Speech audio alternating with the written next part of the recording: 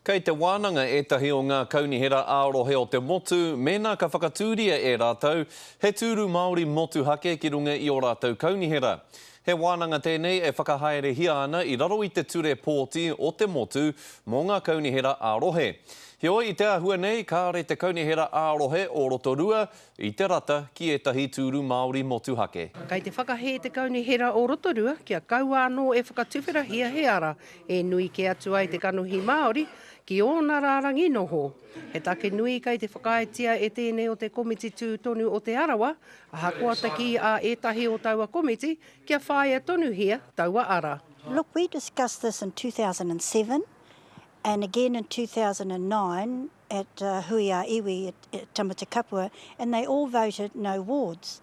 The percentage of voting from Māoris is quite minimal, so it would give us, what, 1 or 1.5 seats on council. So that's going to really do nothing really for us, representation-wise. For us here, and I'll be upfront and honest, it's not necessary in Rotorua because we have addressed this over many years. Recently, as 2009, we had 6 hui in Tama. He take nui anō I ara ake nā te kai kōmihanga mō ngā take tika tangata a Joris de Bries.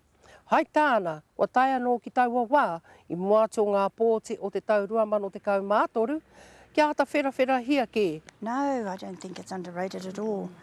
I really don't know why he's brought this subject up again. Like I say, 2007 it was voted out, 2009 twice it was voted out, and council in Tamata Kapua. It actually is holding us up from really getting on and coming to grips with a lot of the issues that are affecting us in our community here.